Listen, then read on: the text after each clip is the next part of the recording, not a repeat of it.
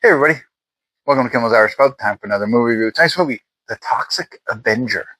So this is a movie that came out in 1984, maybe even before that, I don't know. Came out in 1984, and it's funny because I thought it was, when I was telling my wife, I was like, I'm going to watch a Swamp Thing. Very similar, I think, but I remember the Swamp Thing, that was 82. Anyway, this is not. This is The Toxic Avenger. A horrible toxic accident transforms a down-ridden janitor, Winston Goose, into an evolution of hero, the Toxic Avenger. I think I've seen the 1984 version of this movie. It is 6.3 on IMDb, 5,190 people rated so far. Peter Dinklage is in it. I do not believe. Maybe he is. Maybe he is the Toxic Avenger. I don't know. And I also think Kevin Bacon, I saw, was in this. I cannot see. Wait, there we go. We're scrolling a little bit. We're scrolling. Oh, Elijah Wood, I saw. I thought I saw Kevin Bacon. I could be wrong. I don't know. This came out on the Tuesday thing. I added it to my list. We're going to check it out. Let's see. Let's see if it's any good. Stick around. I'll let you know what I think.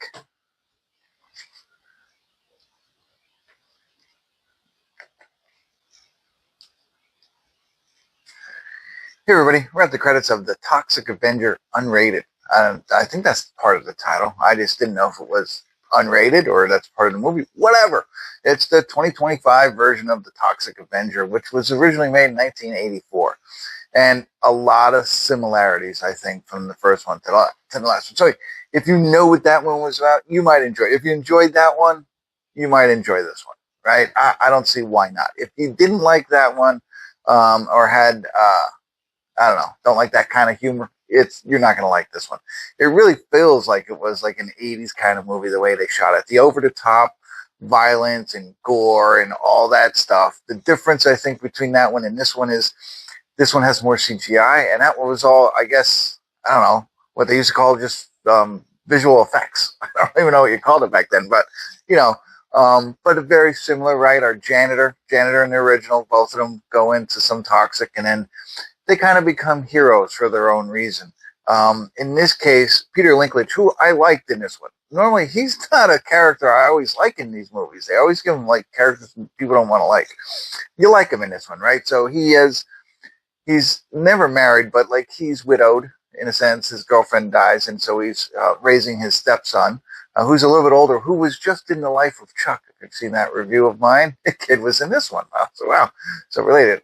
Anyway, and you know, so he wants to do well for him. He gets diagnosed with something. Peter Dinklage says, not the kid, and so he kind of tries to make himself some more money and gets sucked into this toxic stuff. He becomes a toxic Avenger. They only have really one scene of him being a hero, but whatever. And then Kevin Bacon is like the head of this pharmaceutical company, I'll call it. And that's where, like, you know, they're doing all these things, and it's, you know, creating drugs to better people's life, but they're doing it with really bad stuff. And that's the toxic stuff that Peter Dinklage, you know, dips into. And so, and you have to see the whole backstory, the relationship between Peter Dinklage and Kevin Bacon and the pharmaceutical company. It's all tied in together.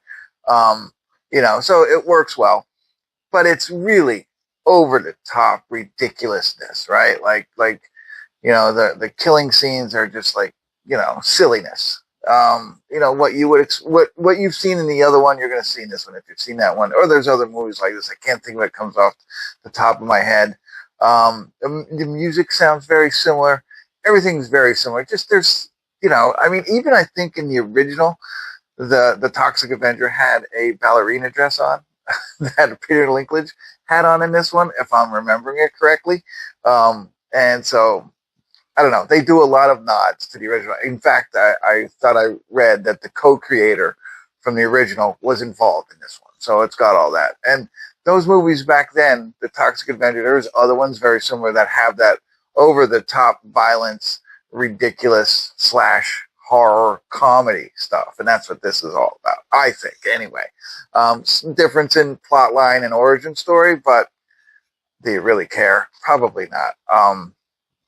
So I don't know. Again, if you've seen the original, or you think you like this kind of stuff, it makes you laugh. You know what I mean? I think it's just that there's a lot of make you smile moments.